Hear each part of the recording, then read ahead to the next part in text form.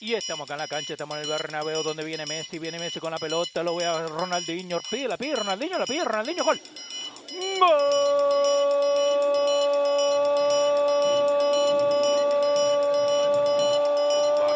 O toque de cabeça, olha chance, olha gol!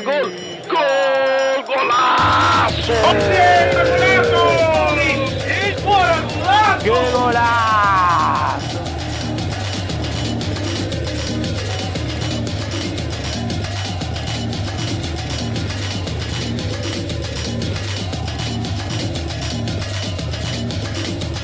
Episode 65. Ladies and gentlemen, we made it to 65 episodes. That means there are only 5 or 4 or 7 people that made it with me. Thank you very much for making it to 65 episodes. If you cheated and you only did like 20, go back and hear from the beginning all the way till now. Guys, welcome to episode 65. Let's jump right straight into it.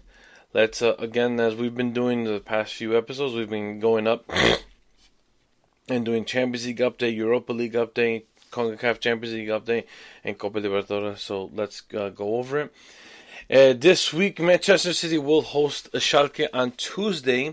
They lead the aggregate 3-2. Now, it's huge for Manchester City because they have 3 away goals. If you guys remember that game, Schalke was winning 2-0, if I'm not mistaken. And then City came back. Or was it 2? I think it was 1-1 and then 2-1. And then City came back and won 3-2. And that was... Those are huge away goals. I mean, that's a huge advantage. If City will go home. And if they just get one goal, I mean, if they just finish 1-0, that's it. I mean, they're set. They're done. That's it. So it's a huge.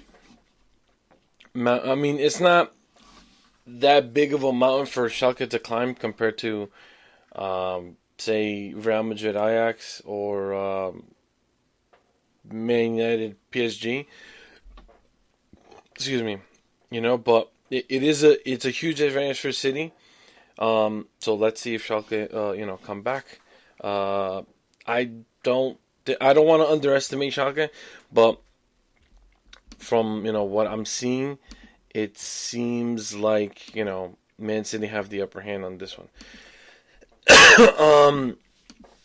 Then we have Juventus or Atletico traveling to Italy to face Juventus.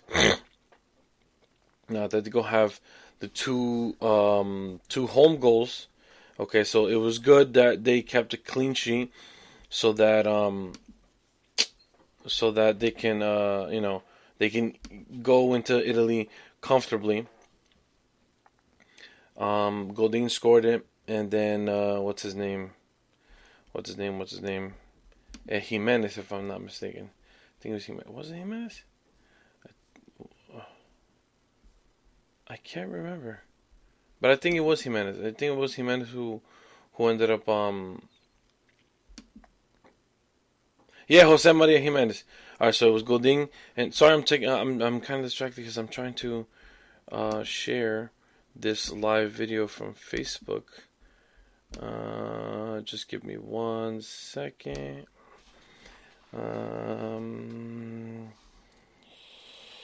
Episode. No. Check out episode 65 live. What are you doing? What the hell's wrong with my computer? Live? No. Well, no. Okay, posted. Good. We're done with that. Back to Champions League. So yeah, Juventus host Atletico this upcoming Tuesday. The question is, can Juventus come back? With all these comebacks that's been happening, Ajax, Porto, Manchester United. Who was the other one? Oh, no, Dortmund didn't come back. So they were the only team that didn't come back. But can Juventus come back? I think so. But Atletico is strong. I mean, you see how they played against Juventus. Atletico, they're really big on showing up against big teams. Not all the time, but a majority of the time, Atletico are showing up against the bigger teams. And like you saw against Juventus, we all look at Juventus as like, holy shit, they're a big team. You gotta watch out for them, especially with hold on, I'm gonna get to this guy's comment right now. I forgot what I was saying. All right, Shofu Lejo's on here with us, and he's saying that the Boca jersey would look good with Shofu Lejo. Right here, this jersey. Oh, on IG Live Interface. Well, that's the first time. Anyway, so yeah, we all look at Juventus as this big elite team, and Atletico, they are a big team as well, but with the addition of Ronaldo, you automatically look at Juventus as, oh my God, you got to be careful. And then with all these other additions, João Cancelo, Douglas Costa, Dybala, Mandzukic, Matuidi, the other guy, Bosnian guy, Pjanic, or I don't know how to pronounce it. But it's going to be a tough game. I honestly can't predict. I don't know. I'm not 100% sure. I don't want to say I have a feeling because, no, then I'd be lying to myself. Or to you guys, I mean. It seems like with all these comebacks that it's a possibility that Juventus can be inspired by this and be like, all right, go in. But then again, you look at that thing and you're like, they're a team that you don't want to fuck with. You don't want to fuck with. Their defense is solid. They're tight. You don't want to fuck with them.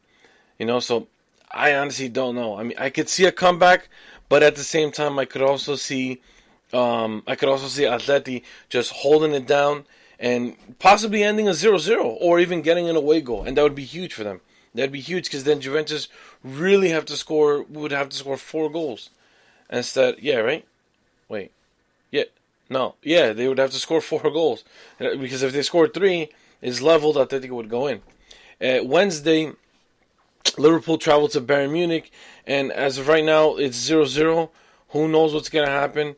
I personally think that they're tired, because they're really fighting for 2 major trophies. Excuse me. Carabao Cup is done. Manchester City won it. If I'm not mistaken, they were eliminated from the FA Cup. Right? I'm pretty sure they were. Yeah, they were eliminated from the FA Cup. So now they're focusing on Champions League and Premier League. Premier League, they were in the fucking lead. They were in the lead. Let's check the standings right now in the Premier League. Premier League right now, if I'm not mistaken, City leading. Yeah, City leading with 74 points. Liverpool trailing by 1 point. It's because now that I'm looking at it, Liverpool tied so many times. You know how many points is that? That's what? That's 14 points that they could have had. An extra 14 points. And City lost more. City lost 4 games. And they're still, it blows my mind and it bothers me because Liverpool were right there. They were right there, man. And Bayern Munich, this one. Bayern Munich, look at them. They're fucking hungry, man. Look at Bayern Munich right now. Look, now that they have the advantage, where's the Bundesliga? God damn it. Oh, I got it. Okay, Bundesliga standings. Dortmund was in first, another one. Bundesliga and Premier League right now are very, very interesting because Dortmund and Liverpool, which is coincidence, Klopp's former team and Klopp's current team, both had the lead. Not by far, but they had the lead in a couple points. Now, City is above by 1 point, and Bayern right now is above only by the goal differential. Look at the goal differential. Bayern has 35. Dortmund has 33. This shit is mind-blowing, bro. So as you can see, it honestly, how I'm looking at it is Liverpool are not the... How do I say? Okay. Bayern right now are the favorites. There we go. There we go. Bayern are the favorites right now for this tie. Me personally, I think they're the favorites because look at how hungry they are in the Bundesliga. Okay, they're back on top. Only by goal differential. Okay, they're only winning by goal differential. But even so, they're on top. They don't want to lose anything. Okay, look. So all that hunger that's coming from the Bundesliga, they're going to bring that shit right back. Because now they have a boost of confidence. So look how they're going to go into the Champions League facing Liverpool. They're going to... I don't want to jinx it, but they're probably going to demolish Liverpool. I mean, if Liverpool don't wake up... I understand Liverpool won today, right? They won, if I'm not mistaken, 4-2 against Burnley. Yeah, they won 4-2 against Burnley. Okay, that's a great, warning, I guess you could say, to Bayern Munich. But even so, it's like Bayern Munich, they're hungry right now. They're hungry and they're big, and they're not that they're back to their best, but they're rising. They're a rising team right now. So I don't know about that game. The other game, the last game, is going to be Barcelona hosting Lyon. Again, that was another game that ended up 0-0 in the first leg. So who knows? I mean, I've been paying attention more to Barcelona, obviously, because I'm a fan of Barcelona, and I've been paying attention to them. And I did not look up La Liga. So let me see La Liga. I know Barcelona's leading, but even though yesterday actually they gave us a shock, I know they gave me a shock. Barcelona is up top with 63 points. Atletico is with 56. Barcelona kind of scared the shit out of me yesterday because Rayo Vallecano was winning 1-0 and then Barca came back 3-1. So they can't let up. They can't really let this up, because if not, it's going to be really tough. Because again, there's only one game left. They have to win this game.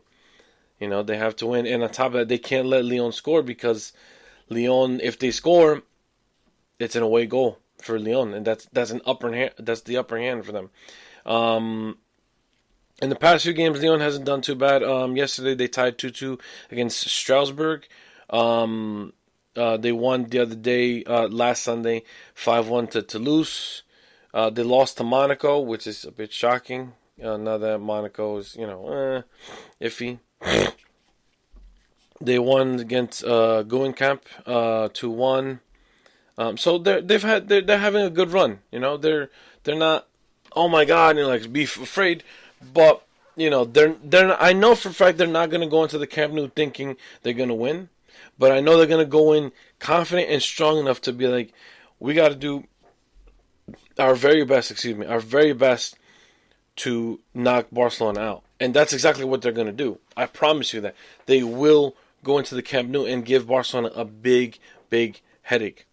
So I honestly don't know how that tie will end up, but catch it. Excuse me. Wednesday, both these games, Liverpool versus Bayern Munich and Barcelona versus Lyon. Tuesday at 4 o'clock, so do not miss it. Or 3:40 p.m., I don't know, Eastern time, whatever. And then Manchester City versus Schalke, Juventus, and Atletico. This is Tuesday at 3:40. Is it 3:45 or is it 2:45? I don't know. Just don't miss it, okay? Don't miss it, because this is the last set of games for the round of 16. If I'm not mistaken, this Friday coming up will be the draw for the quarterfinals. And then after that, after the quarterfinals, there won't be any draws. It'll just be, brackets. So it'll break down and you'll know exactly who you face. The Europa League, big shocker. A lot of shockers. The first one isn't a shocker. Chelsea defeated Dynamo Kyiv 2-0. So that's a huge boost for them. Hello, we have Evelyn Cruz and Christian O'Connor joining us. Hola, hola, hola, ¿cómo estás? Let's look up the Europa League, because I did jot down the scores, but I want to... Okay, so Chelsea was home. Oh, I said 2-0? Oh, shit, I wrote it wrong. Okay, well, Chelsea was home 3-0. That's huge because they kept the clean sheet. Okay, they did not let an away goal come in, so that's great for Chelsea. Now they got to go away, and Dynamo has to come up with 3 goals to tie it at least, or if not, go to 4 goals to eliminate Chelsea, which I doubt, because Chelsea this season have not been having a great season. But in the Europa League, they've been doing really good. So they're focused on that, and they're actually one of the strong teams that I can see going here. Napoli, also another team that I honestly couldn't predict, because Red Bull Salzburg is a pretty good team. Napoli is obviously very more experienced and very strong. So they won also 3-0. Red Bull Salzburg, they have to come back. I don't want to be negative, but I don't think it's going to happen. I think Napoli is going to go through. If anything, they're going to score a couple goals away. Valencia had a scare. They won 2-1. They let up an away goal, but even though they won 2-1, And now they travel away, and they have to get an away goal so that they can feel a little bit more comfortable and relax a little bit. This was one of the shockers, one of the many shockers that I had personally. Dynamo Zagreb won away. Won home 1-0 against Benfica. I did not think Dynamo Zagreb was even going to come close to even defeating Benfica. If anything, a tie, at least I was expecting. But I was not expecting what do you call it? I was not expecting a loss for Benfica. Out of all people, Benfica did not see it coming. Vale Sanchez, Boca Juniors jersey. Come on, man. Boca Juniors, right here. Boca Juniors all day, bro. I'm not Argentinian. I do not like Argentina. But when it comes to the Argentina League, Boca Juniors all day, every day, bro. Or girl. I honestly don't. I can't tell. I mean, I can't see anything. Back to the Europa League. Where is it? Where is it? Right here. So yeah, Benfica, they need to go home, and they need to just smash them with goals. I mean, score as many as you can. Dynamo Zagreb, they have to hold on that tie. Keep a clean sheet if you can. Arsenal lost to Stade Rennais or Rennes. I don't know how you fucking pronounce that name. The French, that French team. They lost 3-1 away. Now, this is a positive for Arsenal, and it's also a huge negative because they lost, number one. Number two, the positive on this is that they got an away goal. So that's good because if they go, if the French team, just put Rennes. If Rennes score an away goal, that's great. Okay, that gives them a boost. But if Arsenal come in with like 3 goals or 2 goals, it's also, well, no. Okay. I'm making it more complicated than it is. So let me restart. Arsenal got an away goal, which is good for them. All right, it's a huge boost because, say, a certain score happens and it comes down to away goals, Arsenal's going to go through. But they need to make sure that when they go to the Emirates this Thursday, that they win. Like, they have to. If not, Arsenal is out, and they have officially been out of all competitions, if I'm not mistaken. I don't know if they're in the FA Cup. I don't think so. I think they got eliminated. This game, I did say it was going to be tough for me to predict. I couldn't tell.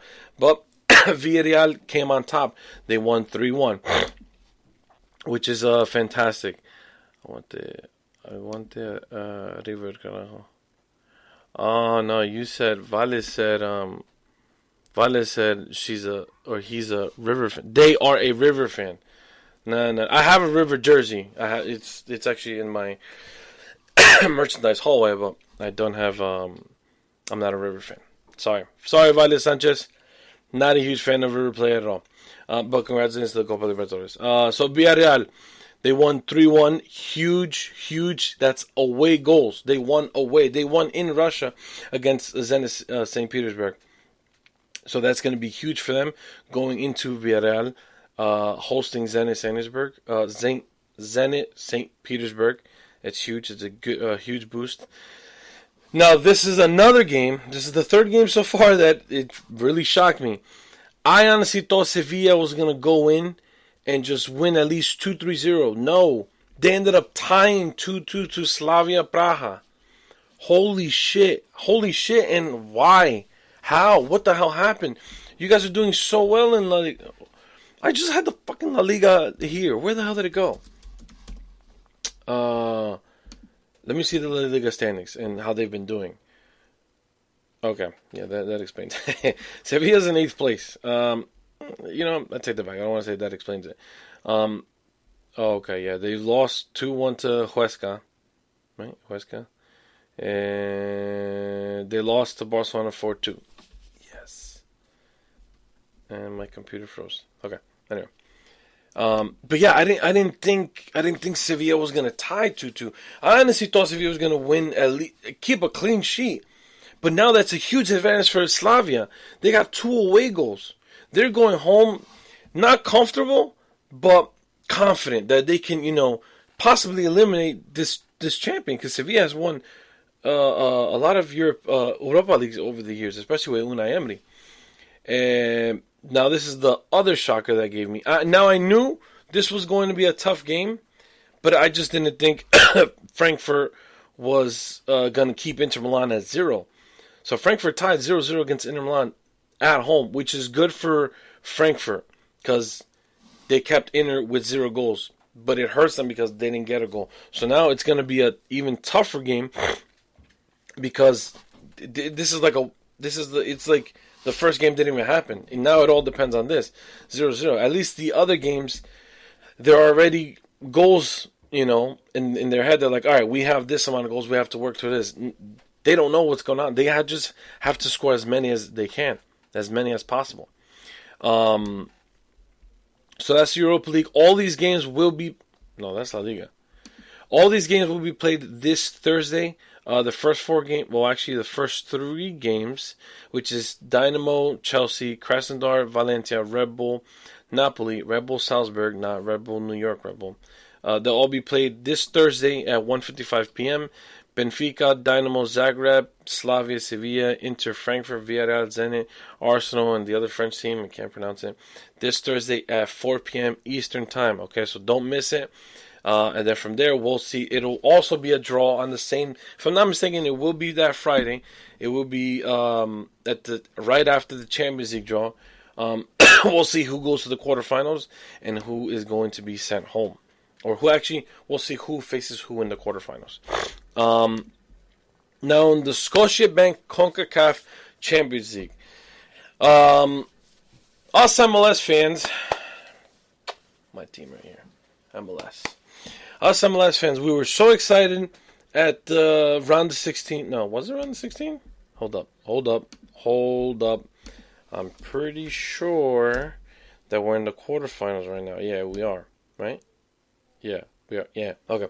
We were all excited in the round of 16 because, well, most of us. Because if you look at it, Houston Dynamo won on aggregate 3-1 against Guastatoya. Okay, eliminated 3-1. Rebels eliminated Atletico Pantoja 5-0. Sporting KC 5-0 against Toluca. Atlanta United at first they lost, but then they came back 5-3 on aggregate. Sadly, Toronto got eliminated, but the other 4 remained. And we were all pretty confident. I know for a fact all fan bases were pretty confident, going into the quarterfinal. No. Rebels lost 2-0 against Santos Laguna. Houston Dynamo lost 2-0 against Tigres. Sporting KC were the only one that got the away goal. But they still lost 2-1 against Independiente. And then Atlanta United, I'm happy with, okay? I'm going to admit it. I'm happy that they lost 3-0 against Monterrey. But, I mean, there's 4 MLS teams, and we all lost. We all fucking lost. It's so, we're like, oh, God, man. Like, dude, we did so well in the round of 16. Now we're coming here, and it's like, oh, fuck. So, this Tuesday is Santos Laguna versus Rebels, okay, in Santos. Or in Mexico, I should say. Wednesday, which this is weird. I mean, CONCACAF, you got to get your shit together because Champions League and Europa League, they have it down packed. And I'm pretty sure Copa Libertadores has it down packed as well. Why is there 1 game on a Tuesday, then 2 games on Wednesday, then 1 game on Thursday? Bitch, fix your shit. Put 2 games on a fucking Wednesday, 2 games on a Thursday. That's it. Call it a day. Or if not, Tuesday and Wednesday. That's it. I don't understand why you need to put it. Fix your shit, CONCACAF. So, Tuesday, Santos hosts Rebels. Rebels has to overcome a 2-0 away loss. So, Rebels has to win by 3. They need to score 3 goals. Houston Dynamo also lost. It's the same scenario. They have to win at 3. They play at 12 in the morning? 12 in the morning here. Mexico's time is different. Okay. Atlanta hosts Monterrey Wednesday at 9 p.m.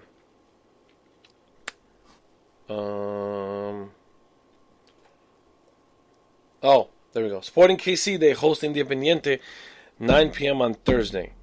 So, I'm rooting for every single MLS team. I'm not rooting for Atlanta United. I just don't like them. I despise them. Okay? I'm pretty sure almost every other MLS team is not going to go for Atlanta United. I'm pretty sure. Okay, so that's the update for the CONCACAF Champions League. Who do I think is going to go through? I don't want to say anything because I don't want to jinx anything. Number one. And number two, I just wanted to go.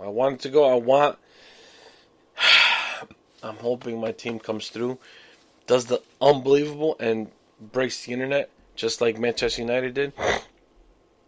Now we go to Copa Libertadores. Okay, so Copa Libertadores was played this week. If I'm not mistaken, it was match day 1. Yeah, match day 1 was wait, hold up. Yeah, match day 1 was on March 5th, and we had a shitload of games.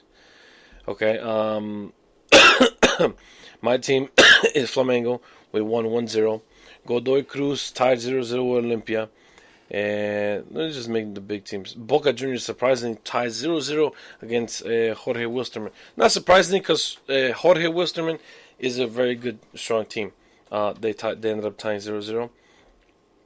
Internacional won 1-0 against Palestino. Sporting Cristal lost 5. This was a 9-goal thriller game.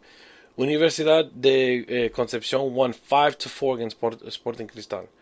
What a fucking game. The champions tied to Alianza Lima. And they actually had an opportunity to win 2-1. Pero Gallese, the proven goalkeeper, he ended up saving it at stoppage time. I think if I'm not mistaken, it was at the 94th minute. 1-1 it ended. So that's not going to be easy for River Plate. But for Alianza Lima, that's a good booster for them to go on to the next game. Atlético Mineiro lost 1-0 to Cerro Porteño, home. Rosario Central 1-1 against Gremio. Palmeiras won away 2-0 against Junior FC. If I'm not mistaken, that's Atlético Junior. Cruzeiro won 1-0 against Huracán. Liga de Quito defeated Peñarol 2-0. That's huge. Peñarol is a big, big team. Big Uruguayan team. And Liga de Quito is also another big Ecuadorian team. So, let's see what happens on match day 6. So far, the standings are Group A, Internacional leads. Group B, Cruzeiro. Group C, Universidad de Concepción. Group D, Liga de Quito leads. E, Cerro Porteño. F, Palmeiras. G, Deportes Tolima. And H, Club. No, not Club. What's their name? It says Libertad, but I know that's not what. It's Club Libertad, pero. Hold up. Are they from? No, they're not from Argentina. I want to know who Club Libertad is. Because all these freaking. They're from Paraguay. Yeah, there we go. Okay, Club Libertad. It's because on Google they don't have their fucking the logo. So I'm like, who the hell is Club Libertad? I can't remember, but okay. So moving on. Donovan says American fans should be a little worried about the Pulisic deal going to Chelsea. Why? It is hard to turn down the approach of Chelsea, but it's the same argument I've made since I was 20 years old. When people ridiculed me for leaving Leverkusen, if you are not playing games at that age, you're getting worse. So, because he has, if I'm not mistaken, in terms of stats, Pulisic has dropped down ever since Chelsea signed him, because they're not going to want to play someone who they plan on selling at the end of the summer, which I understand. And that's where Donovan comes in and says, us American fans, we should be worried. I listen. If you guys listen to the podcast and you've listened to previous episodes with me, DTG, and Fernando, you would have heard us talk about the Pulisic situation. Now, my argument is I'm kind of agreeing with Donovan where I should be worried, but not in the same concept. I'm worried because he's going into a big club that has big problems. And it's not just 2-3 problems, it's more than one problem. Chelsea is a club always full of problems. They might win trophies, they might win this, they might win that, but they also win problems. They also always attract problems. And that's something that I don't wish for Pulisic. You know, he's a young, upcoming American superstar. He's pretty much I call him our Captain America right now. You know, he's a great. He's our golden boy and our poster boy. You know, and to see him go from Dortmund, which is a big club itself, to Chelsea, it kind of worries me, and I feel like Americans should be worried. You know, the fans should be a little bit worried because he's going into a team, like I said, full of problems. You know what I'm saying? Stop fucking coughing. Sorry. He's going into a club where, you know, they always have problems, you know? And if the president doesn't like 5 games in a row, he's gonna dump out the coach. And then what if that next coach that comes in, what if Mauricio Sarri doesn't even stay? What if he gets fired and then Zinedine Zidane comes in? Or they hire not Conte, or they hire Allegri, or they hire another new coach. And what if they don't like Pulisic? If they don't like Pulisic, what's gonna happen? He's gonna be benched, and then what's gonna happen to Pulisic? He's just gonna be moved on and moved on and moved on and moved on. And it's like, I don't want our American football player to go to Chelsea and end up going to you know, just sit on sit on bench. Like, it worries me. You know what I'm saying? Because it's like, we want this guy to flourish. We don't want him to go to Chelsea and just get stuck and then get benched and then get sold to all these Premier League teams and then end up going to Championship, and then we never see him or even hear of him again. You know what I'm saying? You don't want that. You don't want that for your you know, your, God damn it. You don't want that for your star, your player. You want him to be protected. Not necessarily protected, poor choice of words. You want him to, you know, you want him to flourish, you know, at a bigger stage. You know, and the Premier League is a big stage. Of course it's a big stage, 100%. We can all agree that Premier League is a big stage, but is the team the right stage for him? You know what I'm saying? Is that team right for Pulisic? Now, obviously, we won't know. I won't know until he gets there. My worry is he going to get playing time? Is he going to get recognized? Is he going to, you know, is he going to flourish there? Is he going to get, like, pushed down, you know, knocked down, not liked by the fans, not liked by the coach? He's just going to be sit down. You know what I'm saying? It's just, it's annoying. Excuse me. It's really, really annoying that could happen to Pulisic when he's doing so well and so fantastic at Dortmund. You know what I'm saying? But, you know, let's see what happens. Damn it. So, like the way I ended the last episode, I wanted to get into the MLS and the USL situation. Now, I'm going to leave that there real quick before I get into... who's commenting? James, Little Marnie, Bennett, Elmir. Okay. What's up, guys? How you doing? You need a cough drop? No, I'm good. Thank you very much. Don't worry about the cough drop. You listen to the show. If you don't like it, go, bro. Luis Enrique challenges Guardiola to manage a smaller club. He is the best in the world because of his ideas. Some say that with these players, everybody would be able to win. They also said this to me about my Barca and the Trident. But there are coaches who do not know how to manage a crack before he retires. I would love to see Guardiola at Celtic or Sporting. He would not win the Liga, but he could show that he can make them play how he wants. I agree with that. But I don't know if I could see anybody... I don't know if I could see any small team look for Guardiola. I mean, I'm pretty sure any small team would want Guardiola to transform their team, you know, and turn them into this big, scary, you know, team to face. But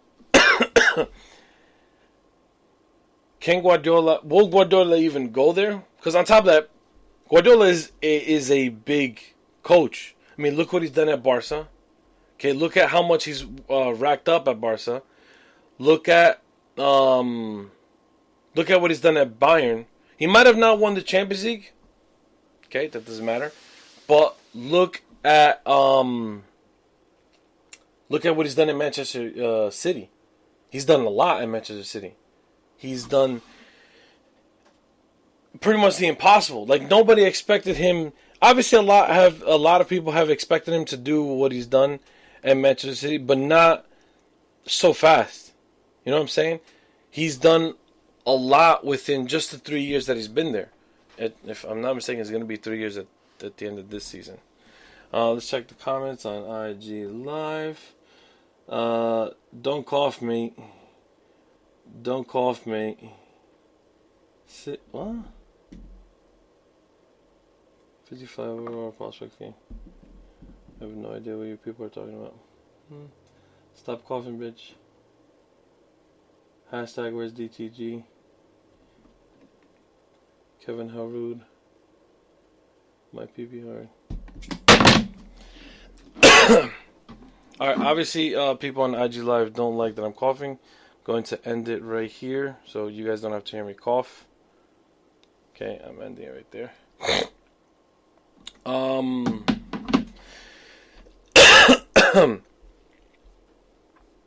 So Guardiola coaching a small club is financially is very hard.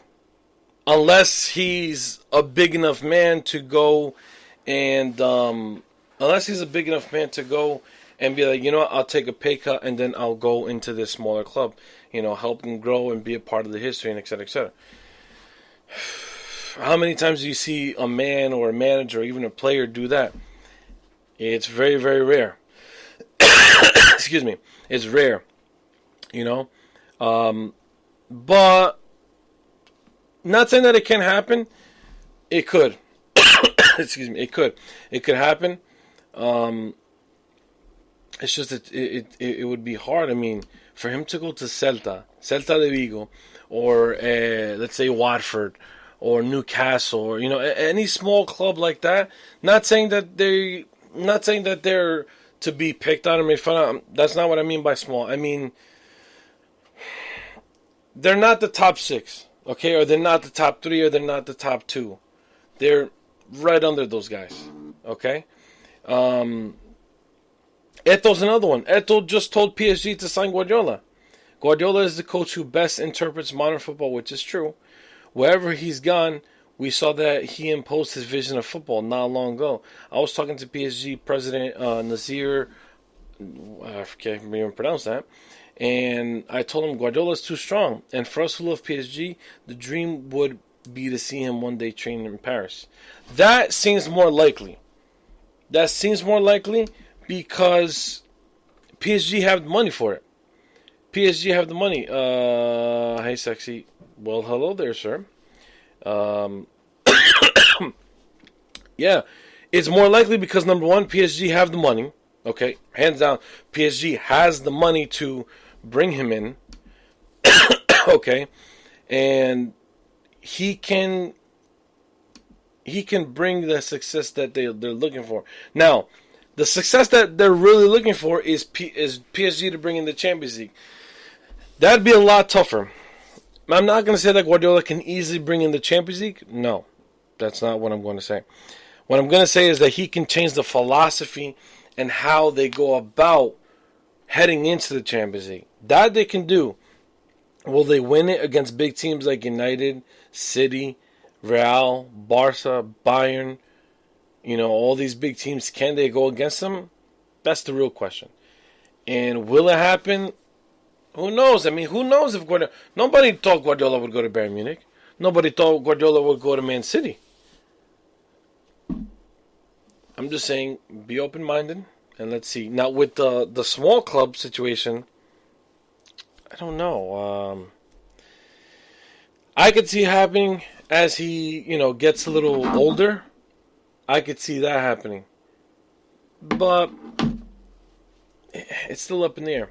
Now, moving on from that and ending the show with the MLS or USL. Quick, guys, don't forget that you guys can listen to us on Apple Podcasts, SoundCloud, excuse me. I really got to get this cough fixed. LosRadio.com. Alright, I said Apple Podcasts, LostRadio.com, SoundCloud, Google Play, Spotify. We're on Spotify, Spreaker, and iHeartRadio. You guys can catch us there. And we will be doing this Wednesday. That we'll be at Brazil Paradise Grill. That's 180 Bloomfield Avenue in Montclair. All you have to do is stop in, purchase anything as little as a soda or as big as a meal for fucking 12 if you want. And you earn your spot to get a free jersey. It's literally free, okay? That's all you have to do is purchase something at the restaurant, and you have entered the contest, okay? MLS or USL?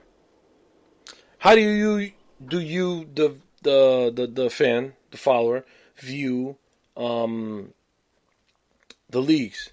Now, I'll tell you how I view it because you won't be able to answer me because you're listening, or if you're on Facebook Live, you're watching. MLS has 24 teams, right? You might be thinking, oh shit, that's a lot. Wait, espérate, mijo, espérate. Well, the USL Championship, now, tell you a little bit about the USL. USL was founded back in 2011, if I'm not mistaken. And ever since, they've grown immensely that they've had to break it down to 3 different divisions. Okay, there's the USL Championship, which is the first one. Then USL 1, which is the second one. USL 2, which is the third division. Okay, USL Championship right now has 36 teams. That's 12 more than MLS has. Okay, with 2 expansion teams joining next season for season 2020. USL 1 has 10 teams with 2 expansion teams joining. They don't know when, so that's yet to be announced. And I know it's weird how USL Championship has 36, then USL has 10. You would think, wow, you would break it evenly, blah, blah, blah. Just... The Americans still have yet to figure out how to manage football here, and I'm talking football worldwide, not American. They have yet to figure out how to do this, simple football term thing, okay? So don't question yet. USL 2 has 72 teams broken up into 4 conferences. East, South, West, and Central. So my question to you is, if the USL has 3 divisions, right? They have 36 in the first one, 10 in the second one, 72 in the third one, with 4 extra expansion teams joining the first 2 divisions. And now the USL, this past season, at the end of last season, they said that they would, once they created this, God